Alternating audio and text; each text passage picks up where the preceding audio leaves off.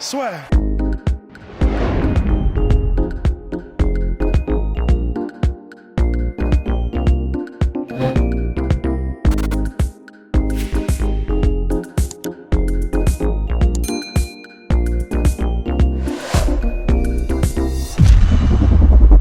Bonjour à toutes et à tous, bienvenue dans le podcast La Sueur avec Zara Fern qui va faire là son 3e combat à l'UFC. Donc Zara, ça faisait très longtemps que les gens nous demandaient, alors ça y est, quand est-ce qu'elle va revenir? Là, ça y est, il y a une date. Alors comment ça s'est passé, toi, justement, toute cette attente entre tes 2 premiers combats en featherweight face à des choses, donc Megan Anderson, Felicia Spencer, et là, redescendre face à une fille qui fait ses débuts, donc tu redescends en bantamweight, face à une fille qui fait ses débuts dans à l'UFC.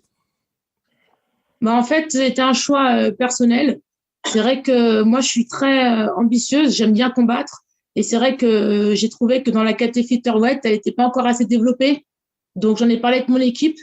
Et c'était un choix à faire au niveau physique. Et c'était important pour moi de choisir cette opportunité d'aller en bantamweight parce qu'il y a beaucoup plus de filles, beaucoup plus de challenges et plus de combats possibles pour moi. Donc, c'était pour moi intéressant d'aller là-bas. Bien sûr, il fallait d'abord que je fasse des tests médicaux au niveau physique pour voir si potentiellement c'était possible de le faire au niveau du poids par rapport à ma morphologie. Donc, tout a bien été cadré au départ. C'est pour ça que ces 1 an, ils ont été importants pour moi pour préparer tout ça, justement. J'ai pas fait 1 an sans combattre. Ça a été un choix aussi pour préparer justement ce changement de catégorie et d'être prêt pour officialiser comme ça se passe maintenant pour ce prochain combat. Et donc là, maintenant, dans ta carrière, bien évidemment, tu es mature.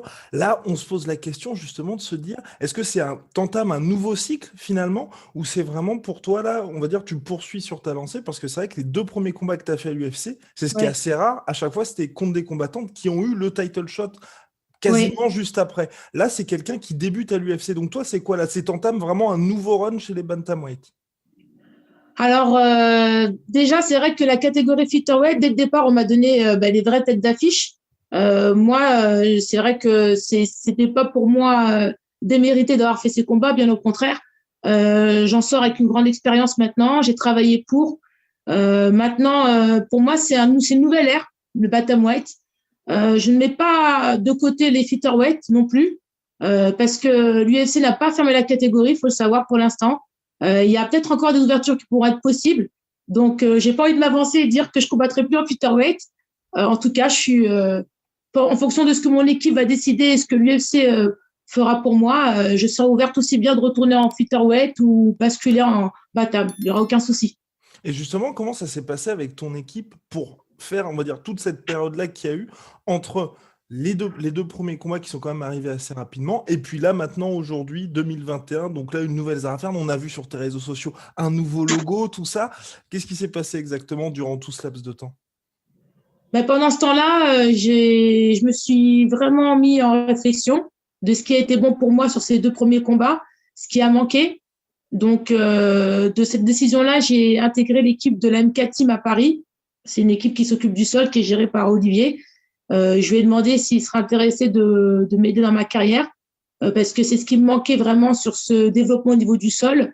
J'ai de très bons acquis, mais il me manquait quelques clés importantes.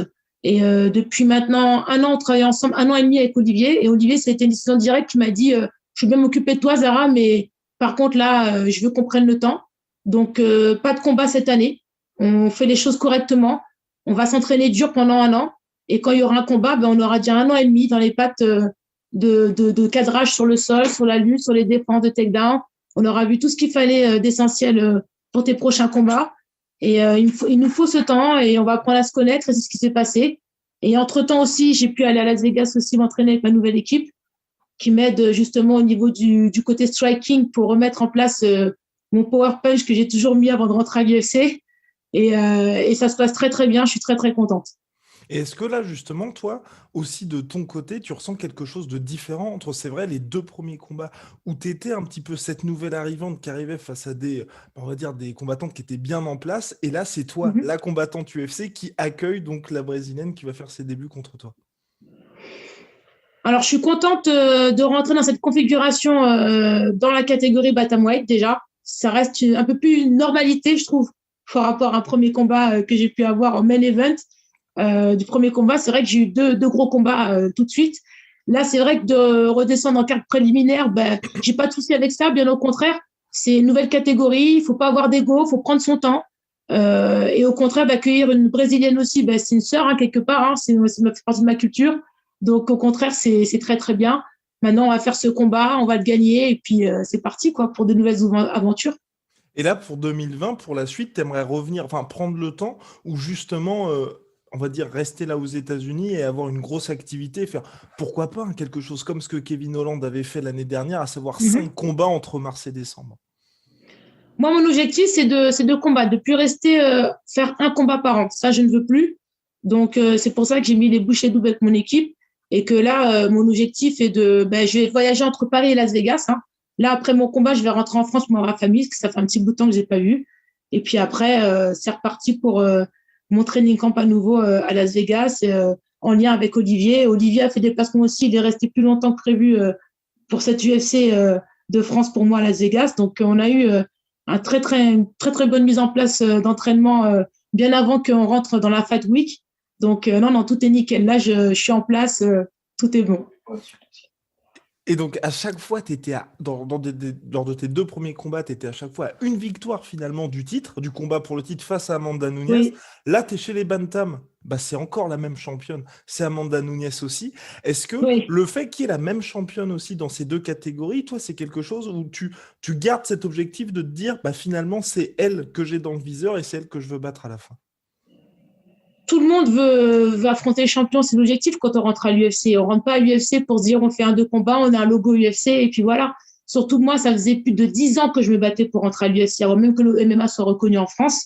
C'est vrai que on se match beaucoup le côté première française qui est rentrée à l'UFC, mais ce qui compte pour moi le plus, c'est que j'ai été une des premières femmes qui soit battue vraiment, vraiment, et qui n'a pas lâché en bout de 10 ans pour intégrer une grosse orga. J'étais une des premières à croire qu'il pourrait avoir un contrat pour une Française, même si au départ, elle n'était pas intéressée, parce que l'UFC, concrètement, il n'y a pas de MMA qui est reconnu en France. Qu'est-ce qu'on va prendre une athlète française?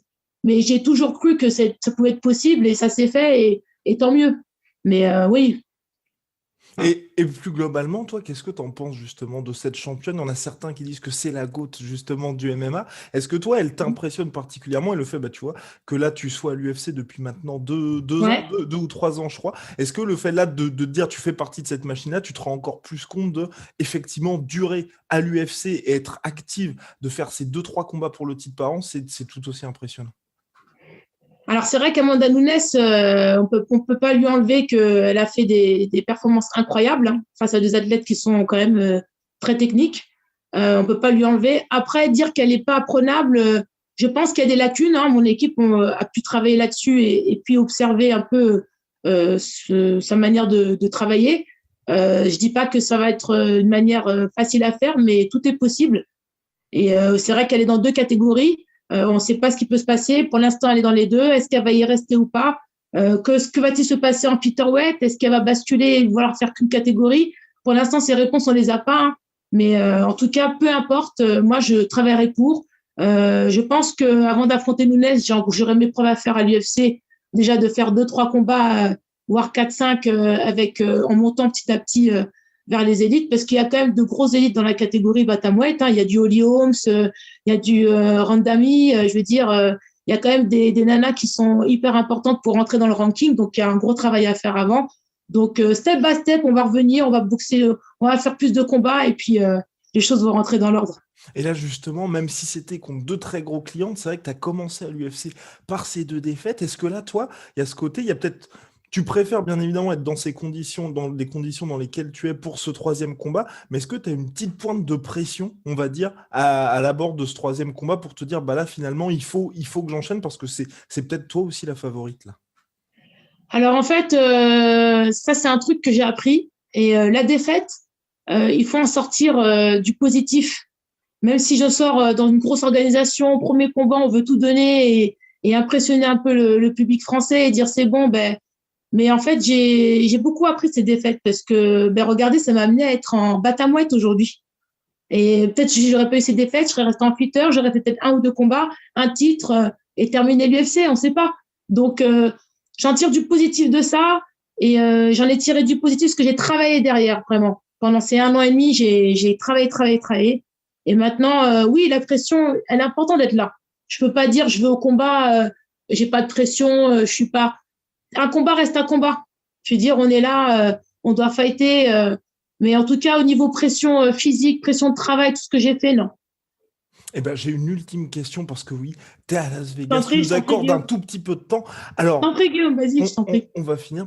Quel est ton pronostic pour samedi? Mon pronostic pour samedi, Bah oui, alors pour ton combat. Eh oui. vu ma puissance que j'ai développée, je pense à un petit KO au niveau boxe. Ou je peux surprendre les gens, une petite soumission étranglement. J'aime bien Allez, ça. eh ben formidable, le teasing est là. Merci Ouais, beaucoup, j'ai mis Zara. 2 trucs, Guillaume, comme ça au moins, je laisse le troisième pour les autres. Pour Ex- plus. Exactement, bon bah superbe. Ok. Merci beaucoup, Zara. Et puis bah Mais voilà, c'est moi, salut. Guillaume. Top. Bon courage pour samedi. Ça marche, merci.